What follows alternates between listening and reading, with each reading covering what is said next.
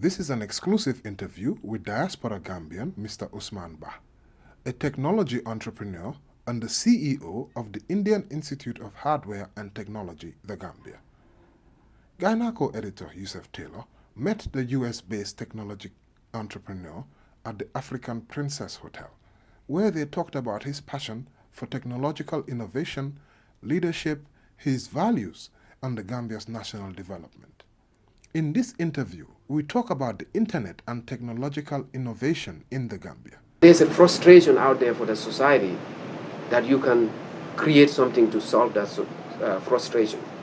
And that leads me now to why we have Betex, why we are launching this platform in the Gambia next month, where I don't think it's anywhere in the west part of Africa. If it is, I have not seen it, honestly.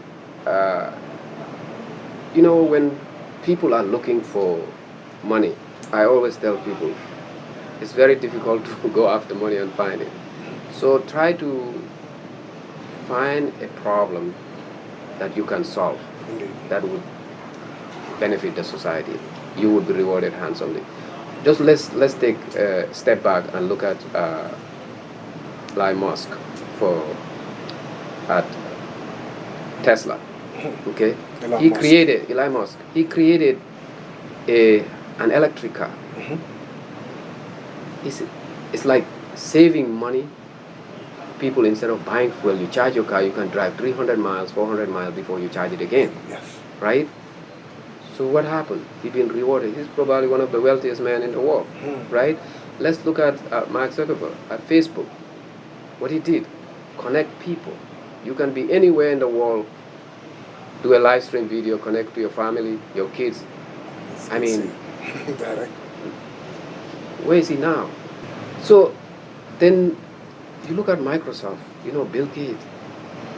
All these guys, the one that is really, for me, that I always look at how creative and innovative he is, and he did, I think, what I would say, I believe he did help the world in terms of shopping, when it comes to shopping. Jeff Bezos, look at Amazon. In 2000, you hardly hear about it. They started with e-books, selling books online, right? So look at him today. Now you can buy stuff in the US, okay, and it can be in your house within 24 hours at your doorstep. You don't have to run to a store, waste gas, time, energy. This feel and touch to buy stuff is becoming obsolete. Okay, so if you look at all these folks, they're not like juniors, but they have idea, and they believe in their idea, and somebody also believe in them. Okay, but these guys needed the enabling environment. We know in Gambia, even NAWEC, electricity. I run a media organization. I know how difficult it is to do live streaming of events. Do you believe we have the enabling environment right now? What needs to change for us to be able to give the technology community the platform it needs to be able to make the step up? Great question. In my humble opinion, I believe that for the kids, it has to start from the kids. We have to prepare them in the beginning, in the early stage. Look, I didn't start doing programming when I was in the Gambia, even when I went to the US. The first time I started doing HTML was in 2002. It was difficult because I did not have the foundation. So we need to create the foundation. I think if you look at somebody like Tough Global, they are doing a great job in leadership, how to train these kids how to be a leader, how to be an entrepreneur. And in the programming, in the technology side, I think we have to create a community that absolutely 100% in supportive, pick the bright of the brightest and help them to excel. And how do we do that? By taking each and every educational institution, find those kids that have the passion, that have the mind, the brain. You can see it in them at early stage and prepare them. We can create a boot camp, what we call boot camps. Yep, I've These seen boot them. camps Yep. is you don't have to go to university to know how to program. You can go into these boot camps, 6 months, you get out of there, you have seen IIHT students.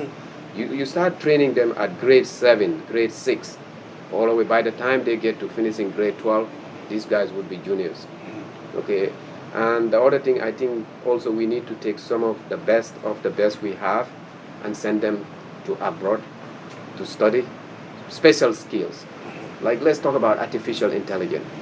If you were to roll out today a job that required artificial intelligence experience, somebody here in the Gambia, it was very difficult to find out. So if you look at China, they send a lot of their kids to US to study.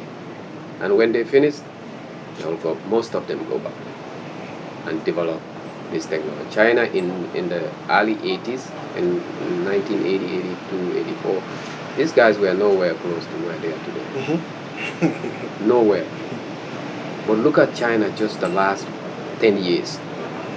Because they have somebody who is willing to invest in their country. Okay.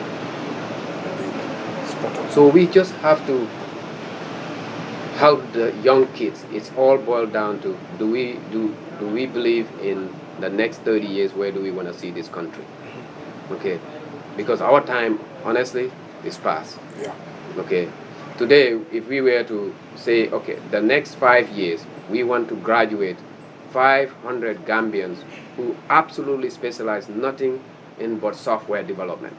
Software development, that's it. Pick 500 students in this country. Say, these guys, I want to put them in 5 years training or 4 years training. All they do is software development in special areas, because there's software engineering, there's software development, there's, you talk about artificial intelligence, data analysis, data driven. So these are all things that we can create. Now, how people will say, oh, where do we find the money? You know how much money pour in this country with IMF, World Bank, UNICEF, millions of dollars, EU. But I think those funds would be more utilized if we can take some of it to educate, to help these young Gambians to get these skills and put it back to our country. The last but not the least, when we talk about these NGOs, tell me one country on earth that IMF, World Bank, UNICEF has developed. One. None. So we can't keep waiting for them. We have to do it for ourselves.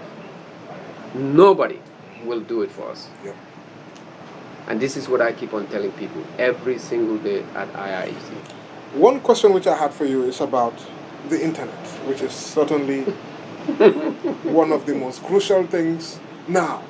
I mean, when COVID happened, Gambians probably started to wake up to the importance of why we should have internet everywhere. I mean, the Ministry of Education was trying to do lots of things online, and they had lots of challenges because of the internet just was a problem. What needs to happen for us to have a better internet service? Because it impacts on my service delivery. Yeah, I think there's what we call the 6 Ps. Proper preparation, prepare you for proper performance. We were not prepared. So I think that was a wake-up call. When COVID happened, not only Gambia, but many countries were caught off guard, that they couldn't, it was like diffusing fire, crisis mode, right?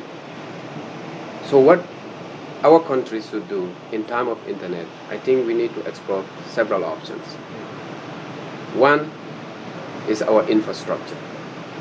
Our infrastructure, our network infrastructure needs some really work. Secondly, I think it's time for us to start looking at bringing satellite internet to this country. I know it's very expensive. It's not cheap. But if there is one person who believes it can be done, I'm right here. It's possible. Gonna be some rough road before we get it, but we can absolutely do it if we have what the support that is required to get that. I think I believe that's one of the two options. In terms of why internet, is not available in the Gambia, that I think internet is available in the Gambia. What is happening is a lot of people cannot afford. It's not affordable. It's not affordable. But today there is no place you would go, whether it's QCell or AfriCell or any of these ISP, you want to buy data or Gamcell, they tell you we don't have data. Our data is finished. Have you gone to one to try to buy one? They tell you it's finished. No.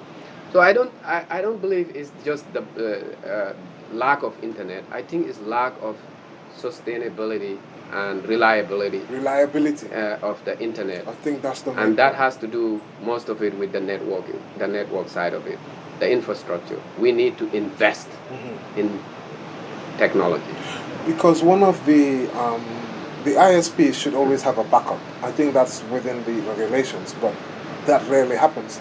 We've got this gateway, and every so often it crashes. Even on the first of the day of the year, I reported a story about the internet crashing for like 8 hours, a long time. And the reliability, how can we improve that? Is it just getting new infrastructure, or is it the management and the handling also of it? I won't point fingers to nobody. That's not my job yet. That's not why I'm here. But I would say it could be better in that aspect. But I think one of the thing is the network side of the house, the equipment has to be really, really looked at. Okay, but that also costs money. So when you buying these equipment, like all of them come outside of the Gambia, nothing is manufactured here. So you also have to, for the users that are out there listening, you have to factor the cost effective. How cost effective is this equipment? And you have to understand also these companies, they need to put their margin as well. Gamtel, which is the main one that provided this, then they supply all these service orders, ISP service providers. So when you buy this equipment, you have to see what your cost per acquisition is like. So for me, not knowing what the cost of those equipment like and what's the labor involved, it's very difficult for me to say. But I think one of the factors also has to do with that it's very expensive. I would have loved us to pour millions of dollars today to put layout fiber cable everywhere in this country. Okay, but what would that cost? Or put cell tower on every village of this country, but what is the cost? Okay, so I think it's time for us to start exploring other partners that can come in and put this in place, and we do, an MOU agreement, whether it's 80-20 or 90-10, whatever it is. But we create the policy that we control the data in our country. Not that they would come here and do this in our country and also have the data within their database. No, and we have a data center. I think our data center here has a lot of capacity, but it needs some revamping as far as able to host all these companies, all these enterprise.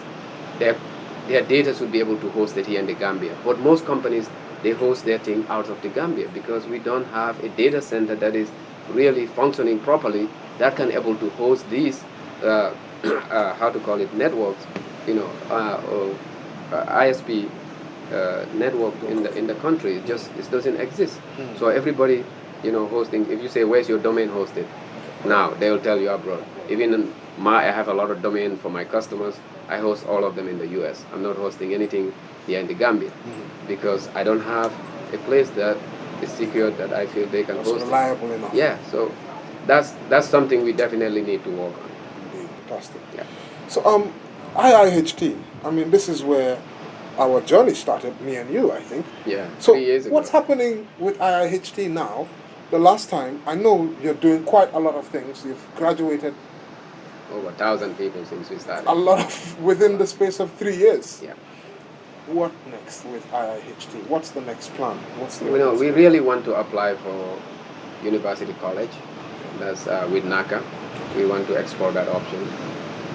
Because right now, IIHT is fully certified to offer CCNP program at IIHT. What are those? Cause What that means in a for some of us that are not tech world savvy, we have no idea what these acronyms mean. CCNP is a course that is provided by Cisco. Okay. This is to learn how to do switches and routers, how to do networking, that kind of stuff. When you have experience in the Cisco, when you get a Cisco certification, which is global, you are certified just like in the nursing. When you go to take your license to be a nurse, you're certified. You can treat anybody in your field. It's the same thing, similar in the Cisco certification. Cisco certification, they put you through this training, 6 months or 4 months to get certified. You know now how these networks work, how to connect them, how to troubleshoot them.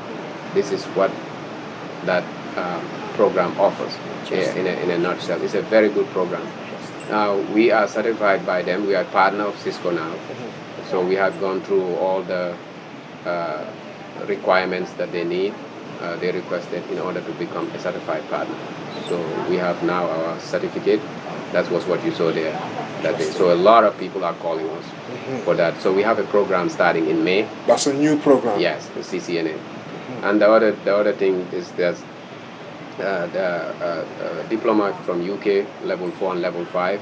We are offering that would give the student opportunity to finish their level 6 in UK or US, any of the university 1 year.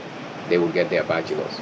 We don't offer the bachelor's program at IIHT. I want to make that very clear currently. What we offer is the diploma level 4 and level 5, which have been certified previously by NACA for those programs. So to come to IIHT, the entrance basically is to finish high school. Obviously, you need a high school certificate. Bring your transcript or your certificate. And the form is $300 to buy the form. So right now we are offering software development. We are offering the CCNA, CCNP. So a lot of people need, especially people who work in the telecom and in the banking field. And we're also offering introduction to IT, which is introduction to information technology. We are also offering the digital media. Digital media is combined of graphic design and also digital marketing. It's a 9-month program. We used to have the program separately, but we decided now to combine them and give them a longer time to get more for their bucks. That's good. Yes. So then we have technical support and we have IT support as well. So we have about 9 programs we are rolling for this April semester. So last semester we got about 148 students for the January semester. So which is really great. We used to average 50, 55, 70. Now we are averaging about 140 per semester. So which means the institution is selling itself. We provide laptops, desktop. You don't have to buy a laptop for yourself unless you are in the software development program. You definitely need a laptop for that one. And we also have fans in the classroom. We have ACs in the classroom. This way, for me, how I work with my students or our students, when they need something, they come to us. They say, really, if you can do this for us, we would appreciate it. It would make our life, because in the summer, it's brutal. Yes. It's really brutal. Even with the fan. Machines on as well. With the fan. So I invested heavily to make sure that they are comfortable in the classroom, because I believe that the product will sell itself. Okay. So the students are our customers. And now some of your students, they're working? Yeah, some of them are working even for us. I would say 50% of our staff are from our students. Yes. So not only have you created an employment by them learning a trade, they're also even earning. Yes. Also in your business. Absolutely. So that's the beauty. A lot of people, our last semester, for the YEP. We partner with YEP, as you know. Those ones that you attended the graduation. About 147 of them. Within 3 months, 80 of them were working, had an internship or full-time job. 80. Yes, and I wrote something about it and published it. Remember, published it on the paper. So this is what really, for me, this is more of a fulfillment.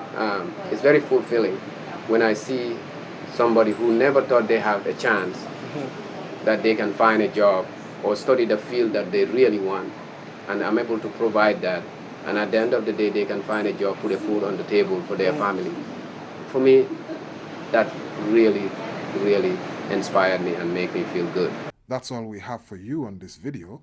Check out more of our videos on IIHT-Gambia in the description section.